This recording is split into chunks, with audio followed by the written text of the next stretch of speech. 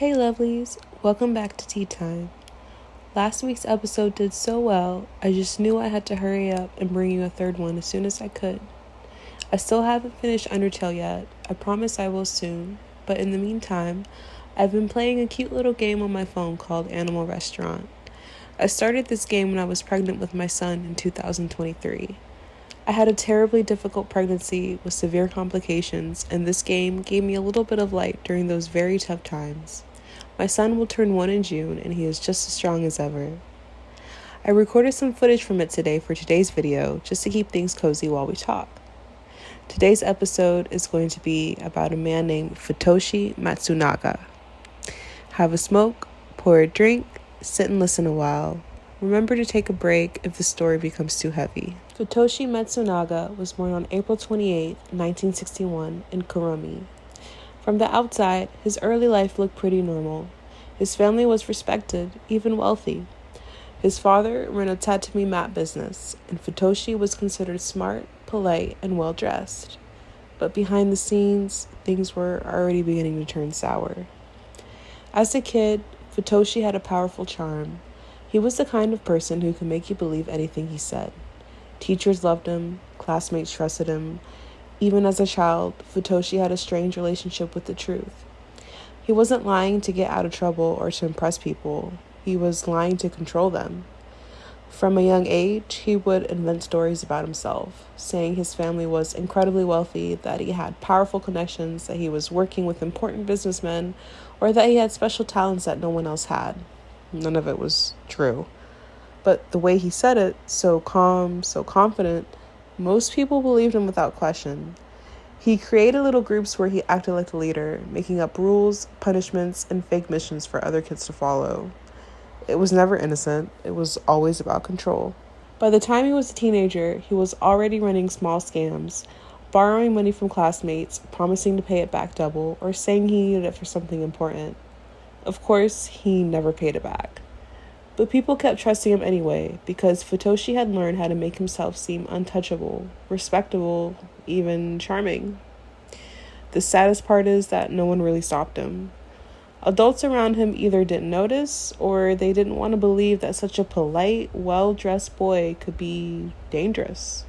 And so Futoshi's lies grew bigger and darker, until one day they stopped being just lies. They became something much, much worse. By the time he was a young adult, Futoshi had discovered that he could control people not with violence, but with fear. He learned how to isolate people, how to shame them, how to twist their reality until they believed they were worthless without him. He realized that fear was a deeper kind of weapon, one that didn't leave bruises you could see, but left people just as broken inside.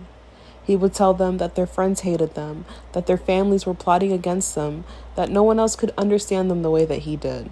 And once they were alone, once he was their only lifeline, that's when he would start to shame them, calling them worthless, reminding them constantly of their failures, their flaws, their weaknesses, convincing them that they didn't deserve anything better than the life that he was offering. Futoshi had a way of twisting reality so tightly around people that they couldn't even see it happening. He made them believe that they were powerless, that without him, they were nothing. And in that darkness he created, he can make them do anything. Around this time, Futoshi met a woman named Junko Ogata. Junko was shy, quiet, and painfully eager to please her family, and was strict and emotionally distant. When Futoshi came into her life, he overwhelmed her. He convinced her that she was worthless without him. He told her that her family hated her, that only he truly loved her. Over time, Futoshi broke her down until she would do anything he asked. And unfortunately, he asked for things that would destroy them both. Futoshi and Junko began their crimes together in the early 1990s. At first, it was just emotional abuse, threats, confinement, isolation. But slowly, it escalated into physical violence and then into murder. Their first known victim was one of Junko's childhood friends. Someone who trusted her, someone who thought she was safe. Futoshi lured her in by promising a healing session, something spiritual, something to help her find peace from the struggles in her life. But instead, once she was alone with them, everything changed. Futoshi and Junko tied her up and confined her in a tiny room. They starved her, beat her, and subjected her to electric shocks over and over again. Futoshi would whisper to her between the sessions, telling her that her suffering was her own fault, that she had sinned, that this was the only way she could be purified. He broke her down piece by piece until she was barely recognizable as the person who had walked through that door. For days, she was trapped in that nightmare. No food, no water, endless pain and psychological torture. And when she finally became too weak to fight back, Futoshi forced Junko to deliver the final blow. He made her participate in the murder, not just as an accomplice, but as a way to chain her forever to him. After that, Junko just wasn't his victim anymore. She was bound to him by blood. Over the next few years, Futoshi expanded his reach. He targeted Junko's family, her parents, her sister, even her sister's children. He would isolate a family member, accuse them of betraying him, and subject them to terrifying abuse. Futoshi used electric shock, starvation, and constant mental manipulation to break them down. In some cases, he forced family members to kill each other just to survive another day. What's truly haunting about Futoshi's crimes is that many of his victims could have walked away physically, but psychologically they were trapped. Futoshi convinced them that the outside world would never believe them, that they were already too guilty, too stained to be saved. By the time authorities finally caught up to him in 2002, at least 7 people were confirmed dead. There may have been more. Futoshi was arrested, tried, and sentenced to death.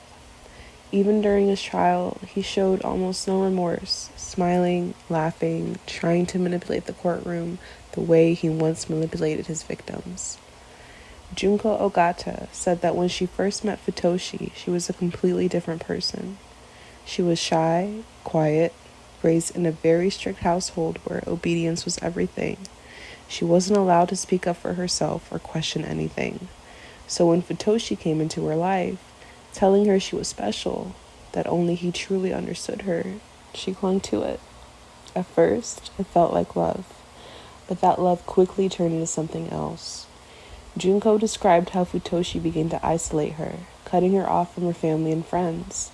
He used constant humiliation and physical violence to break her down.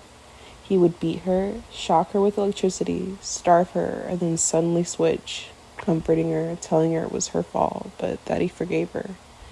This cycle of pain and false forgiveness kept her trapped for years. She said that by the time they committed their first murder together, she was already numb. She said Futoshi convinced her that their victims had to suffer because they were unclean, that they had wronged him, that they were evil. He told her that hurting them was an act of purification, not cruelty. And somewhere deep in her broken mind, she believed him. Junko admitted during the trial that she was the only one who physically killed a friend, but she insisted she did it because Futoshi forced her. She said she believed that if she refused, she would be killed too, or worse, that her family would be tortured in her place. After the first murder, Junko said she felt a kind of deadness inside. She described it like standing outside of her own body, watching herself do horrible things without being able to stop it. From there, it only got worse. She helped Futoshi kidnap, torture, and kill more victims, including her own families. Despite everything, some experts believe Junko was both a victim and a perpetrator. Others say that, over time, she stopped needing Futoshi's orders, and she started making cruel decisions on her own. Junko was sentenced to life in prison. Futoshi's story isn't just about murder. It's about how fear, shame, and isolation can be used as weapons. How sometimes the worst monsters don't have to lift a hand. They just have to know exactly what to say. It's a very hard thing to think about. Thank you for tuning in today. If this story was too heavy for you, take a break. Go for a walk, drink some water. Don't forget to take care of yourself. Until next time, with much love. Cheers.